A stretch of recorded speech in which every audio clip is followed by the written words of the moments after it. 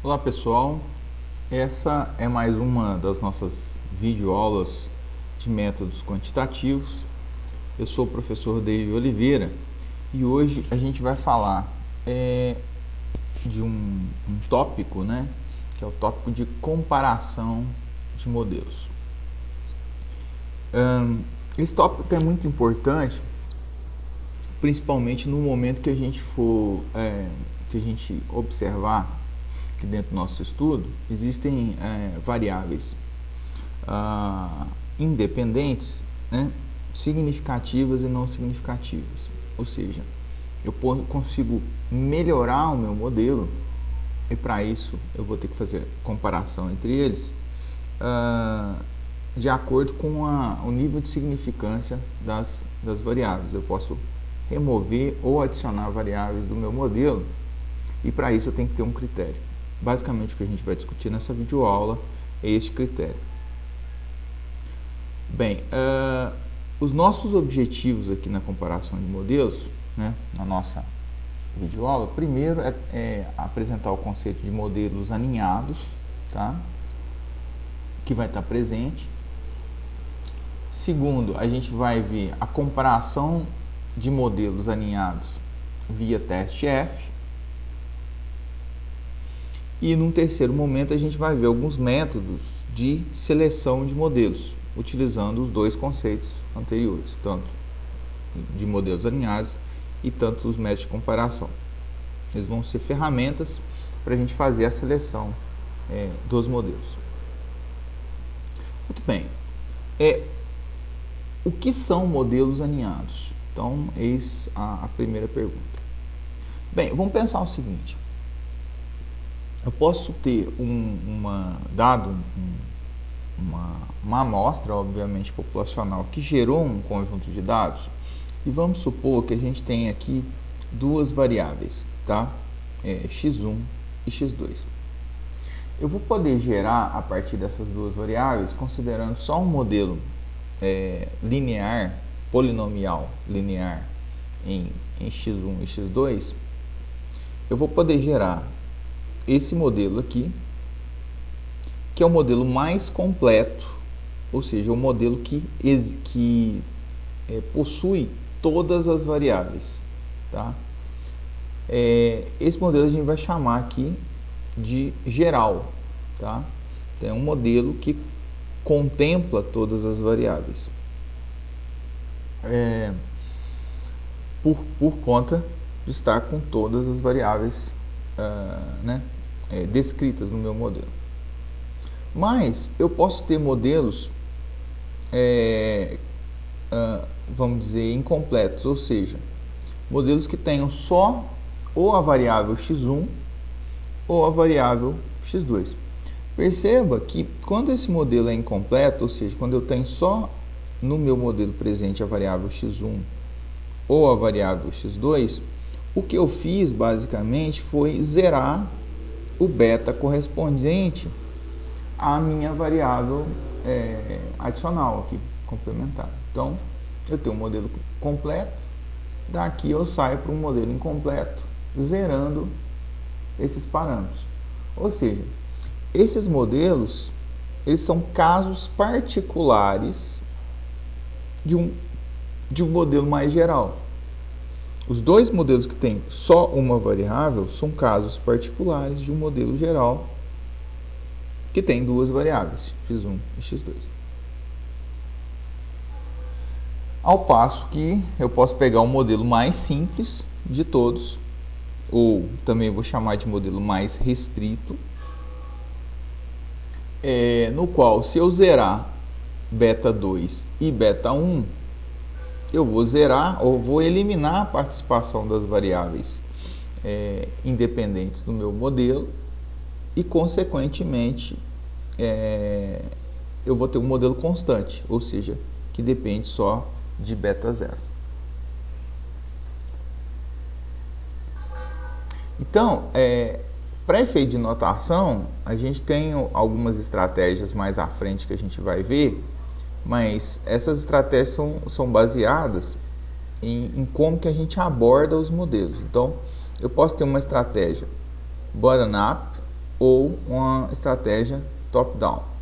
O que significam as duas? A bottom-up, você parte de um modelo que é mais restrito, ou mais simples, ou sem nenhuma variável, e vai até um modelo mais geral, ou modelo completo com todas as variáveis. Ao passo que a abordagem top-down, ela parte de um modelo mais completo, tá? E vai para um modelo mais específico, mais restrito. Ele é chamado de restrito porque existem restrições nos seus betas.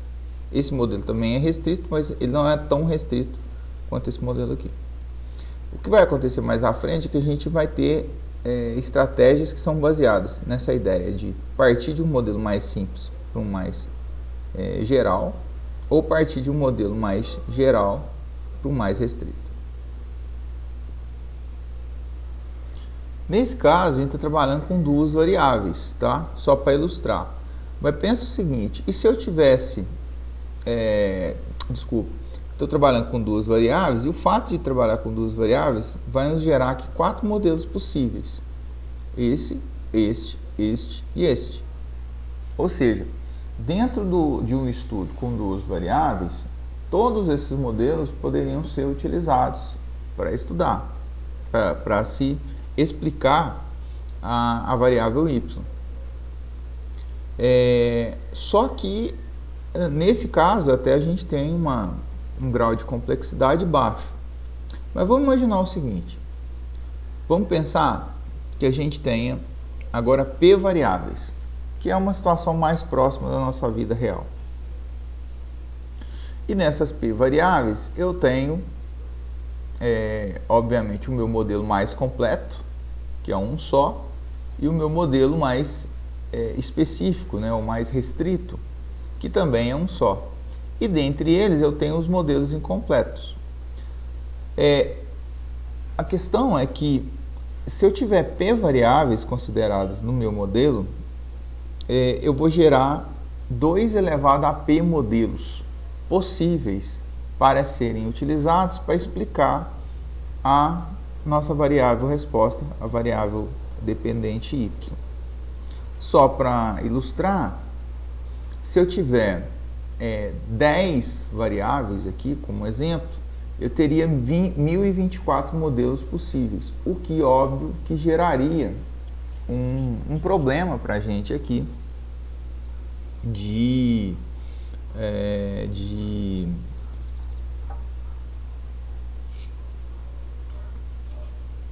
complexidade, né? Do número de modelos que eu teria que investigar para se trabalhar com essas variáveis. A ideia de modelos aninhados é justamente... Por que o termo apresenta-se aqui como aninhado? É porque você vê que os modelos mais gerais, né, eles têm casos particulares, né, deles, que são os modelos mais restritos. Esses modelos são chamados de aninhados. Eles estão dentro, eles são casos particulares do nosso modelo geral. Nesse caso, a gente tem um problema por conta do número de modelos que eu teria que estudar, que investigar, né, para achar o melhor. Aí vem a pergunta, como que eu vou escolher um único modelo, né? Porque no final das contas a gente vai utilizar um único modelo para explicar a nossa variável y. E ele tem que ser o melhor sobre algum determinado critério. Então o problema de comparação, para comparar dois modelos, né? Então a gente, aliás, para resolver esse problema de escolher o melhor modelo, a gente tem alguns problemas inerentes. O primeiro deles é comparar dois modelos, que é o caso mais simples. Se eu tenho um conjunto de modelos, eu preciso escolher qual é o melhor. Mas a gente pode começar por uma comparação 2 a 2, um modelo contra outro. E depois, estabelecendo esse critério para comparar dois modelos, como que eu vou selecionar entre os 2 elevado a p modelos possíveis o melhor, né? O melhor modelo que eu vou considerar.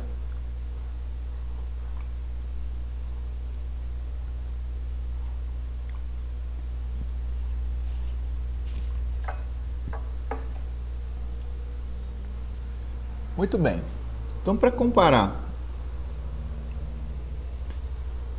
comparar dois modelos, a gente vai utilizar o teste F, né? Ou a análise de variância como ferramenta para fazer essa comparação, para responder a primeira pergunta. Então, vamos começar da seguinte forma. Quem que a gente vai comparar? Quais esses dois modelos? Primeiro a gente vai considerar um modelo geral, tá? Ou seja, um modelo que tem as p variáveis embutidas no meu modelo. Obviamente, e eu quero destacar que esse modelo ele vai ter um erro, né, que está presente no nosso estudo de regressão associado a este modelo, ou seja, é um epsilon associado a esse modelo. Um segundo modelo que a gente vai utilizar para efeito de comparação é um modelo que eu vou chamar de modelo específico. O modelo específico é um modelo mais restrito, que vai ter, eu vou escolher algumas dessas variáveis, pode ser quaisquer uma, tá? Eu ilustrei aqui algumas variáveis de x1 até xk, mas a princípio você pode escolher quais variáveis que você quiser, desde que essas variáveis estejam dentro do conjunto das variáveis, né, de todas as variáveis do seu estudo.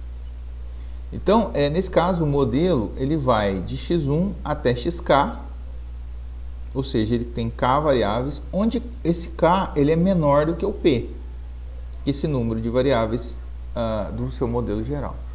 Perceba que se eu fizer o estudo desse modelo aqui, ó, eu vou ter um epsilon associado ao modelo específico, ou seja, eu tenho dois erros aqui. Tem um erro associado ao modelo geral e tem um erro associado ao modelo específico. Então, o que a gente vai fazer quando a gente for comparar dois modelos é comparar o modelo geral versus o modelo específico via análise de variância. Bem, algumas premissas, né, que a gente vai utilizar na hora de fazer essa comparação. Primeiro, tem dois pontos que a gente vai ter que colocar. Primeiro, quando o P tende a infinito, ou seja, quando o P aumenta, eu tenho um custo associado, ou seja, toda vez que eu vou embutir o P, né, ou melhor, que eu vou embutir uma variável adicional no meu estudo, eu tenho um custo, é óbvio, né, porque eu tenho o custo de levantar essa variável, o modelo fica mais complexo, mais complicado. Ao passo que, quanto menor for a variabilidade do meu resíduo, né, associado ao meu modelo, eu vou ter um maior benefício. Então, eu quero sempre modelos mais simples, ou seja, com valores de P menores, com menos variáveis, ao passo que esses modelos também têm que ter variabilidade baixa. Né? Essa é a relação de custo-benefício.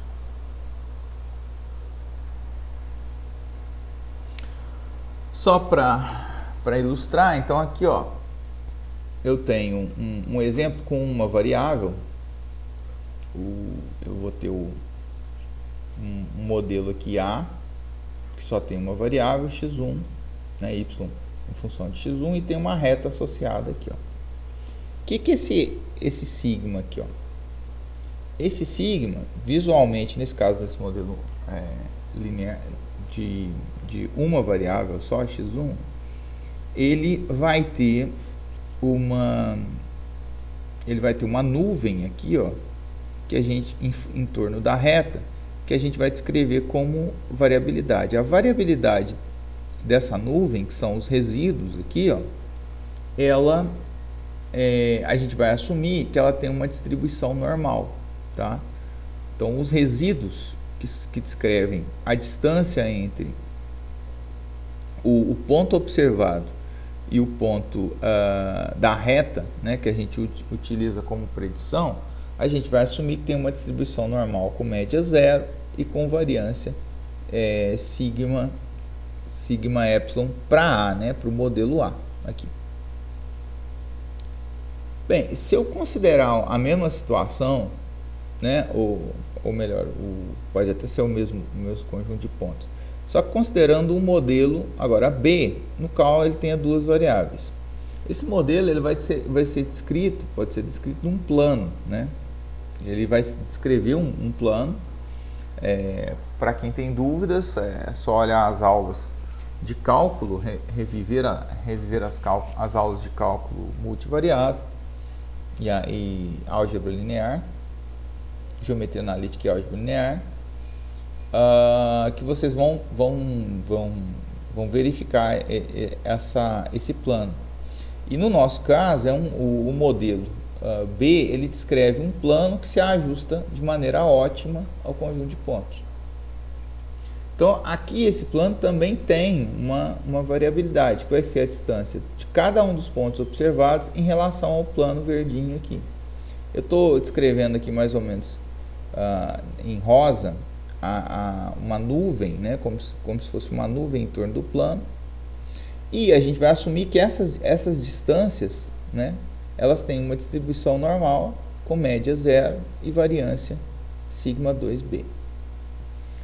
Então, o que vai acontecer aqui? Ó? Aqui eu estou por ilustrar. Imagina-se que quanto mais variáveis eu tiver, eu posso reduzir essa variabilidade. Veja que essa variabilidade é essa margem aqui, ó, colocada em cima da distribuição normal.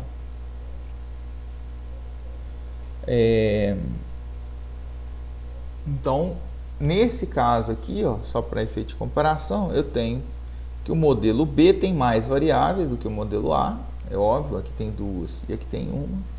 E a variabilidade do modelo B, ela é menor do que a do modelo A. Se a gente observar essa margenzinha aqui, prevalecendo a mesma escala, ela é um pouquinho menor do que a margem aqui observada. Então, a nossa busca na hora de comparar os modelos vai ser em relação ao custo deles. A gente vai usar essas duas informações, o custo e o benefício, descritos através do número de variáveis, da complexidade do modelo e da variabilidade residual que o modelo gera. Ainda nas premissas, olha só, como eu tenho aquela situação do modelo geral ser um caso particular do modelo específico, né? Aliás, desculpa, o modelo específico ser um caso particular do modelo geral, eu posso descrever assim, ó. Então eu vou descrever meu y como sendo função de x1, x2 até o xk. A partir daqui, xk mais 1, xk mais 2 até xp. Por que eu destaquei aqui o xk e o xk mais 1? Porque sob a nossa definição do modelo específico, nosso modelo específico ele vai estar restrito até aqui, ó. Todos esses betas aqui, ó, em tese, eles não existem no modelo específico. Então, primeiro, destacando o modelo geral, que inclui todas as variáveis, e segundo, o modelo específico, que inclui só as variáveis que vão até xk, né? De novo, eu escolhi aqui sequencialmente, mas em tese você pode escolher quaisquer variáveis, quaisquer k variáveis dentro desse conjunto. Olha o que vai acontecer. Eu vou ter como resultado que esse restante aqui, ó, como a gente tem que o complemento em relação à nossa função explicativa é a porção residual, no nosso caso, no modelo específico, a porção residual ela vai ser uma soma da porção residual ou do resíduo, né, do erro associado ao modelo geral, mais uma parte aqui devida às variáveis que não entraram no modelo específico. Então, essa vai ser a base para a nossa construção aqui. O que a gente vai fazer a partir dessa informação? Eu vou calcular a variabilidade do resíduo, né, do epsilon do modelo específico. Lembre-se que a gente está interessado na variância desse epsilon, porque ela é uma medida de benefício para a gente. Vamos começar pela variância do modelo específico. A variância do modelo específico então vai ser a soma da variabilidade de toda essa porção aqui em verde, de xk mais 1 até xp, mais a variabilidade do modelo geral, tá? Ou melhor, a variabilidade do resíduo do modelo geral. Existe aqui aqui eu estou omitindo uma premissa de que os valores de x, né, as variáveis x e as variáveis residuais, elas são independentes, o que realmente acontece nos modelos mais simples, mas eu tenho modelos mais complexos onde ele consegue, vamos dizer, tornar o modelo um pouquinho mais descritivo, né, para mapear essas correlações entre o x e o epsilon. Não é o nosso caso, a gente vai imaginar que eles são independentes, por isso a nossa resultante da variabilidade do resíduo do modelo específico é a soma dessas duas componentes. Do modelo que se excede, né, o modelo que utilizando as variáveis até completar o modelo geral, mais a variabilidade do resíduo do modelo geral. O ponto é que a gente não conhece o beta, mas sim a gente conhece o beta chapéu. Aliás, o beta é nosso objetivo, é trabalhar com ele, né? Ou tentar fazer estimação com ele. E para fazer isso a gente utiliza o beta chapéu, o nosso estimador. Nesse caso é o estimador de mínimos quadrados, tá? Mas no contexto aqui, considerando essas premissas para inferência, a gente fala que ele vira o estimador de máxima verossimilhança, mas nesse caso desse modelo eles são equivalentes. Ou seja, eu tenho que calcular, então eu tenho que substituir esses beta chapéu aqui nessa expressão aqui, para poder ter uma resultante aqui. Então o que eu vou fazer? Eu vou substituir esse beta por beta chapéu na minha expressão da variabilidade restante lá, né, remanescente, para explicar a variabilidade do modelo específico. O que vai acontecer? Essa variabilidade aqui, por um resultado teórico, ela vai ser igual a P menos K vezes a variância do seu modelo das variáveis, né, incluídas as variáveis que excedem para chegar ao modelo geral, né, de K mais 1 até a variável P, do meu parâmetro beta. Ou seja, tem um viés aqui associado a essa variabilidade que ele é corrigido através do beta menos K, mais a variabilidade do modelo residual. Perceba que o que eu fiz foi isolar, na verdade fazer o valor esperado dessa variabilidade aqui, ó, ela vai ser, né, portanto, considerando a variabilidade dos beta chapéu incluídos aqui, vai ser igual a essa resultante aqui. Bem, então a gente tem o seguinte, que a variabilidade, aqui a gente tem um resultado, que a variabilidade do meu modelo, do que excede o meu modelo, ela é sempre maior ou igual à variabilidade geral. Por quê? Porque ela tem sempre esse termo aqui, ó, adicional. Então, esse termo aqui, ele é maior que zero, né? Porque a variabilidade sempre, a variância é uma medida positiva, e que esse P menos K também vai ser sempre positivo, visto que o P é o número de variáveis no modelo geral e o K o número de variáveis no modelo específico.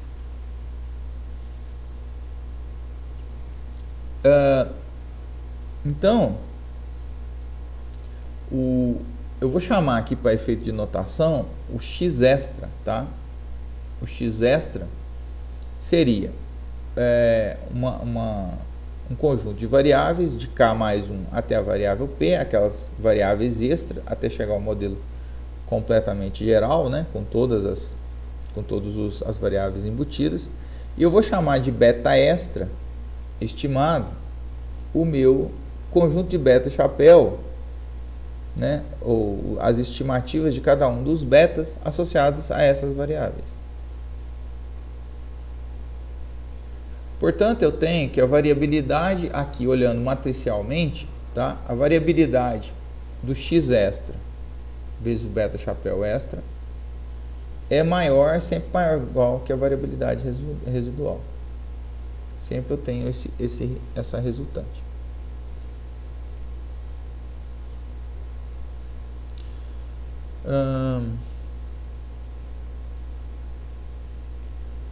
Ou seja, em termos de notação, eu tenho que a variabilidade do x extra beta chapéu extra é maior que a variabilidade do modelo geral, sempre. Bem, com isso, eu tenho que, se eu fizer a razão então desses dois termos, ele sempre vai ser maior ou igual a 1 dessa variabilidade e dessa variabilidade aqui.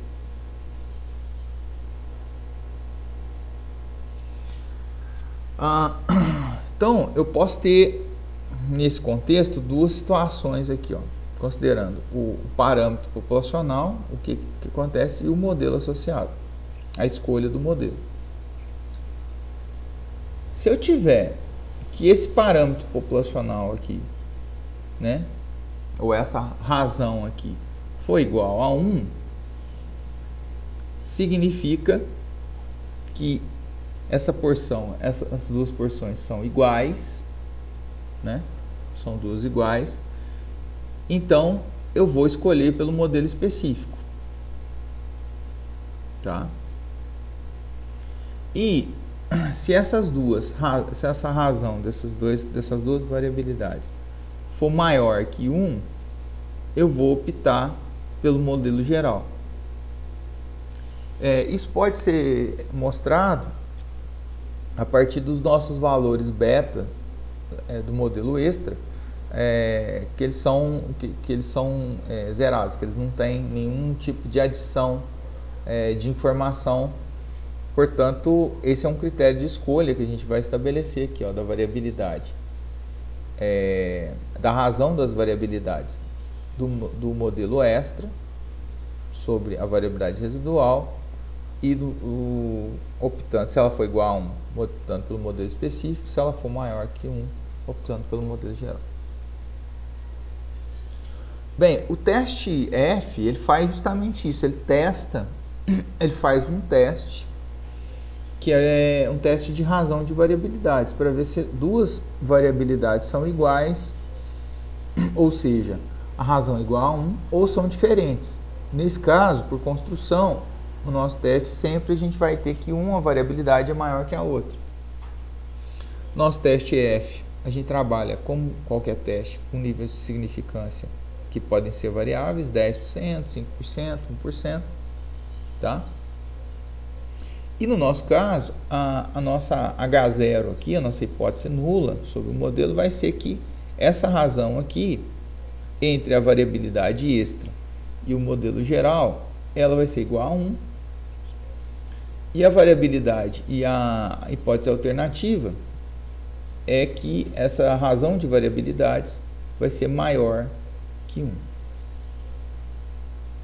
Então, a estatística do teste vai ser o quê?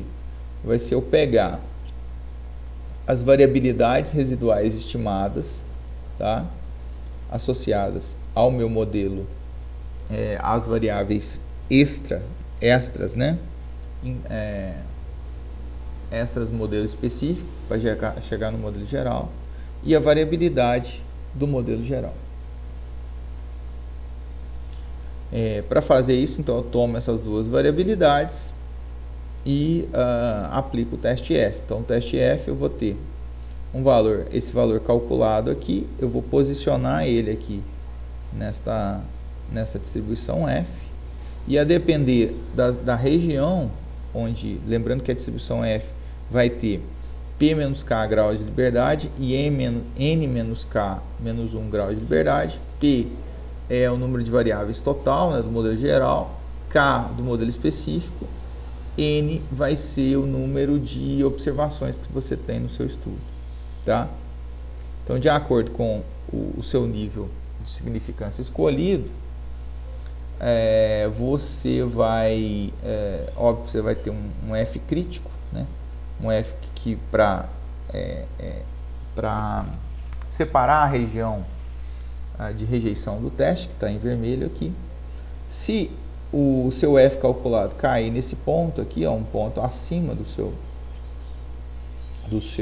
F crítico, você rejeita a sua hipótese H0, de que essas duas variabilidades são iguais, ou seja, opta por afirmar que a variabilidade extra, né, ela sobre a geral, ela é maior ou igual, que é justamente o que eu acabei de falar, né? Se cair na região vermelha, né, o nosso F calculado cair nessa região, eu vou rejeitar H0.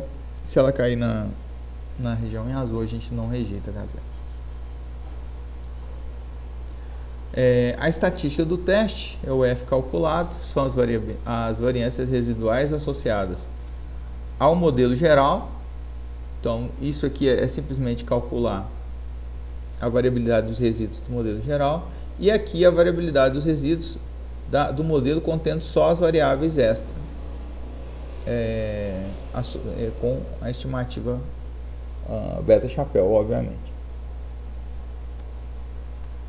Por que a gente usa essas duas razões? Porque esse termo aqui é um estimador do parâmetro populacional, né, da variabilidade associada a só essas variáveis extra, e aqui eu tenho um estimador da nossa variabilidade residual associada ao modelo, ao modelo geral.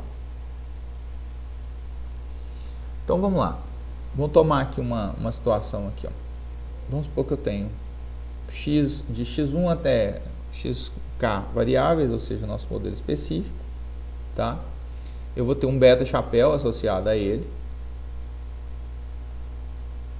Eu vou ter um resíduo associado a esse modelo específico, tá?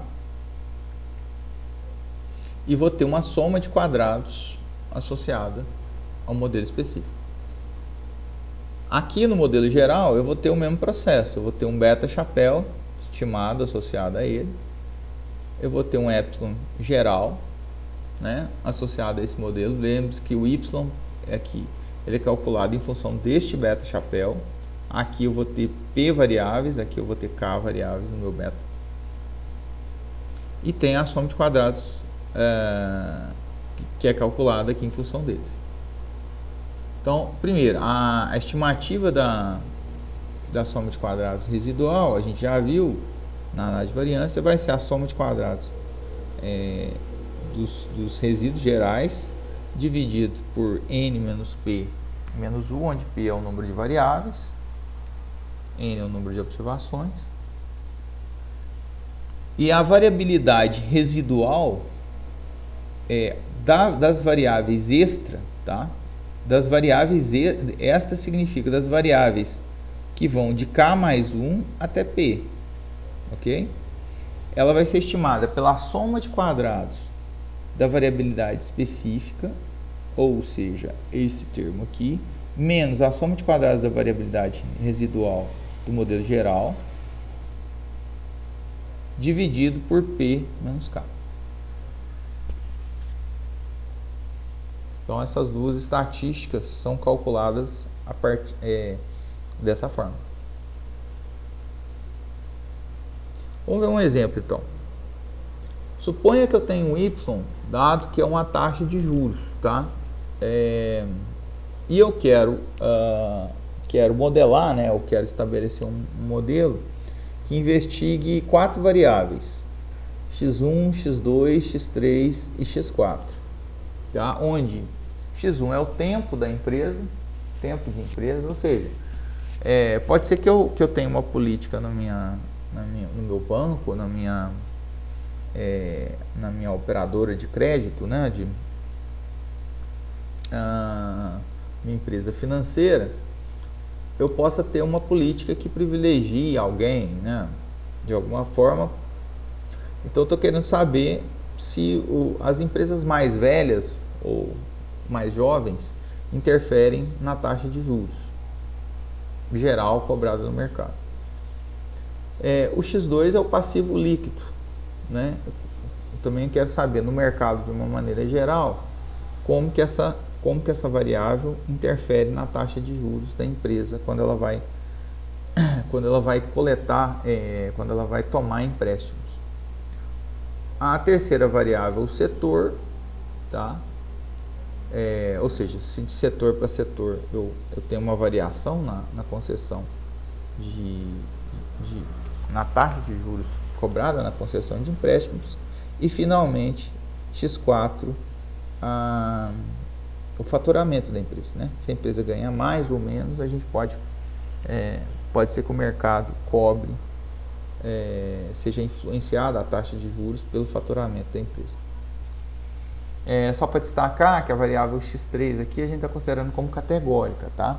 Ou seja, a gente já viu que pode trabalhar com variáveis categóricas da mesma forma.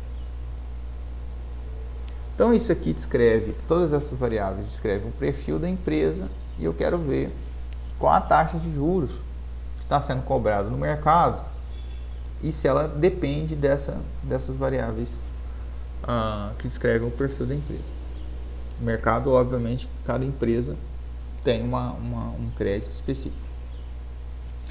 Vamos supor que nesse estudo, né, do mercado a gente coletasse algumas observações e aqui eu tenho os dados, né? No caso, primeiro, o Y, que descreve as taxas de juros. Então, aqui é a primeira empresa, o empréstimo, né, o contrato da primeira empresa, que estava tomando a 1,032%, que tem 6 anos de tempo, né, de empresa. O passivo líquido em torno de 0,3, né? O setor é um setor de serviços, tá? E o faturamento é em torno de R$84 mil por mês, por uma unidade de tempo aqui. A segunda empresa toma 1,42, tá? Tem 5 anos, 16,2 de passivo líquido. O setor é o setor de comércio, né? Enfim. E o faturamento é de 97 unidades, aí pode ser R$1.000 por mês, enfim. Nesse caso a unidade não vai fazer diferença, só em termos de interpretação só. Então, esses são os dados, na verdade. Então, a gente coletou aqui 1, 2, 3, 4, 5, 6, 7, 8, 9, 10 empresas, tá? Que estão apresentando essas informações. Eu vou considerar que o modelo geral nosso, ele tem 6 variáveis. Por que ele tem 6 variáveis? O nosso P é igual a 6. Porque perceba que essa variável aqui, ó, que é a nossa variável do setor, ela descreve uma variável categórica que vai ter que ser discretizada, né? Eu vou ter uma variável dummy associada a cada uma delas. E aqui é um modelo sem intercepto. Então, o que a gente vai ter é um beta 1, beta 2, o beta, associada a cada um dos setores, né, da empresa. Então, comércio, um beta indústria, né, e um beta de serviços, mais o beta 4, que é associado ao faturamento. Então, esse aqui seria o nosso modelo geral. Nosso modelo específico, ele seria, a gente vai considerar só as variáveis quantitativas aqui, tá? Simplesmente por uma escolha, poderia ser qualquer outro conjunto de variáveis aqui, desde que fossem menor do que o conjunto geral. Então a gente vai incluir aqui, nesse caso, considerando as variáveis quantitativas, tempo de empresa, passivo líquido, faturamento, que a gente vai omitir só essa aqui, né, do modelo específico. Então eu vou ter que o K vai ser igual a 3, porque eu tenho 3 variáveis, tá? E eu tenho, obviamente, o modelo descrito com a variância residual associada ao modelo específico. Fazendo nosso roteirinho que a gente viu, primeiro, a gente estima o nosso beta chapéu, nesse caso do modelo geral, deram esses valores aqui, então beta 1, beta 2, os betas respectivos à indústria, comércio e serviços, e o beta 4. Vou ter a variabilidade residual associada a esse modelo. Vou ter a soma de quadrados associada a esse modelo, tá? E, finalmente, a soma de quadrados dividido pelo fator de ponderação vai nos gerar a variabilidade residual associada a esse modelo, tá?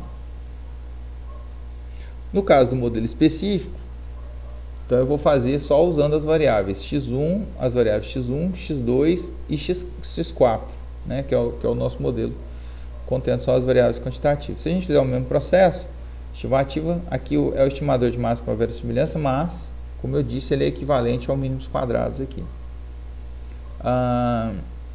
Eu tenho a variabilidade residual do modelo, aqui calculada.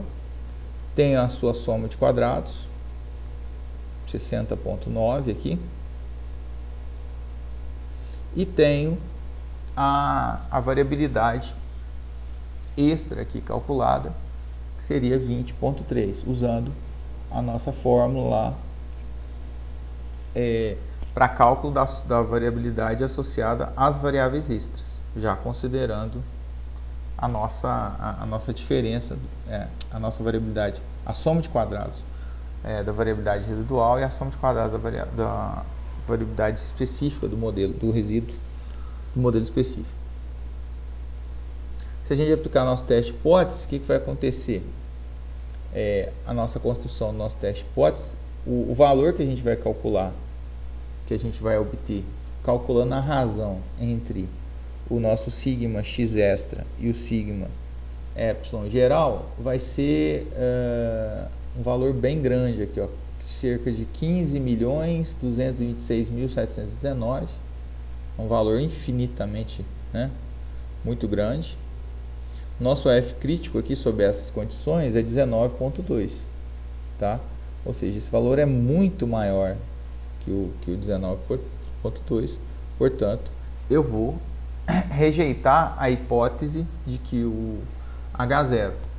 A rejeição da hipótese H0 vai implicar na escolha do modelo geral, tá? Rejeito, então vai implicar na escolha do modelo geral. Bem, aí temos um problema. E quando temos muitas variáveis, ou seja, o P é grande, né? Porque agora a gente resolveu o problema da comparação de dois modelos, né? Um modelo geral contra um modelo específico. Perceba que esses modelos, na nossa construção, eles vão ser alinhados, tá? Aqui a gente vai trabalhar com modelos alinhados. Quando a gente tem muitas variáveis, ou seja, o nosso P é grande, a gente tem vários métodos para tratar, tá? Então, um método que a gente vai focar é o chamado método stepwise, tá? E o critério que a gente vai estabelecer aqui é usar a estatística F como critério, né? Ou a significância da aplicação do teste F como critério. Tem outros critérios? Tem outros critérios. Então, existem outras formas de fazer a comparação 2 a 2, mas a gente vai focar no teste F aqui. Então, vamos pensar no chamado Stepwise Backward, né? Que a abordagem vai ser top-down. Lembrando que a nossa abordagem top-down é sair do modelo completo para ir para o modelo geral. Então, nesse contexto, o que vai acontecer? Né, ou qual é o conjunto de passos que eu vou ter que adotar? Eu vou considerar o meu modelo geral como um primeiro modelo. Eu vou obter um modelo específico removendo a variável com menor significância, tá?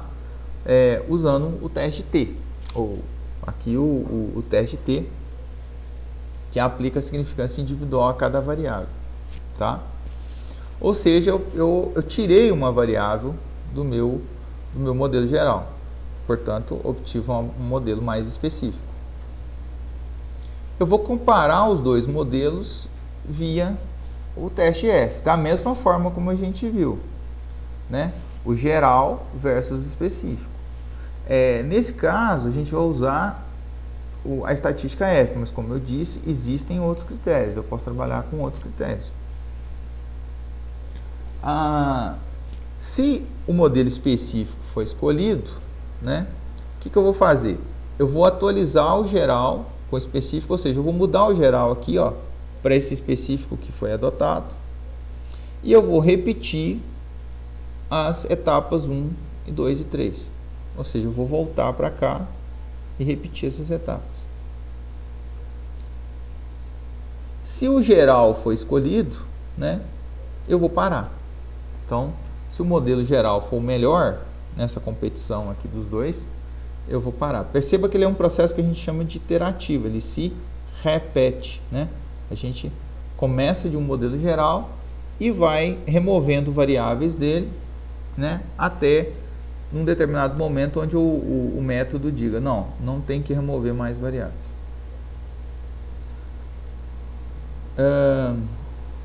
Vamos ver um exemplo então de significância. Então, vamos considerar aqui um modelo geral, um alfa que a gente vai considerar de 10%, tá? Esse modelo geral vai ter 1, 2, 3, 4, 5, 6 variáveis. E aqui eu fiz a aplicação desse modelo geral utilizando o Gradle, tá? Então, no Gradle existe uma função específica, que é uma função de omissão de variáveis, tá? Nesse caso, a gente trabalha, como eu disse, com o backward, ou seja, ele vai eliminar as variáveis. Então, aqui ele apresenta toda a relação de eliminação sequencial. Então, primeiro, a variável com menor nível de significância, né, ou maior p-valor, 0,59 é xf, então ele cortou a xf, depois ele cortou a xd, claro, fazendo o reajuste, toda aquela sequência dos 3 passos, como eu disse, e depois ele cortou a xe, todos a nível de 10%. Ó. Quando chegou na xc, ele não na verdade aqui eu tô eu acho que eu fiz errado aqui o valor, estava considerando aqui o alfa a 1%, tá? Ao invés de ser 10%. Então aqui o alfa considera 1% ao invés de ser 10%, então ele considera aqui o valor para descartar a variável xc. Então aqui tem o teste apresentado no modelo 4, contendo aí o modelo extra, né, com as variáveis extras foram removidas, xc, xd, xe e xf.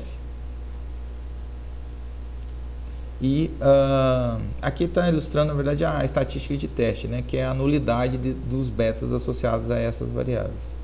Tá?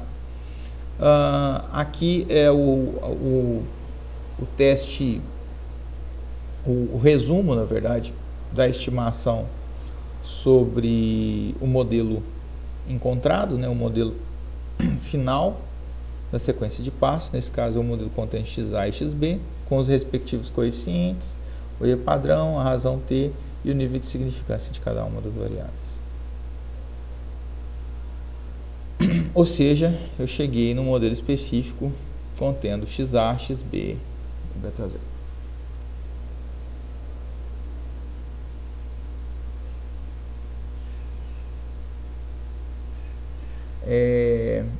Aqui eu tenho a comparação do modelo geral com o específico, tá?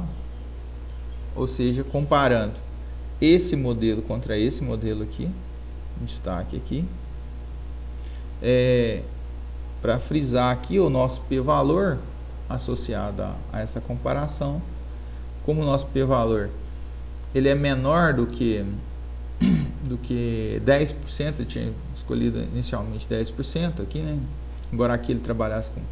Se fosse, por exemplo, 10%, essa variável não seria eliminada, tá? Aqui ele está considerando 1%. Então, 0,06.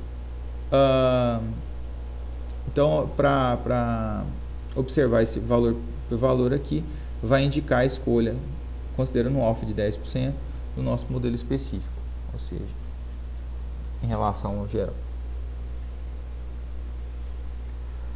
Bem, é isso. Então, com isso a gente finaliza a nossa videoaula associada à comparação de modelos. E vejo vocês numa próxima.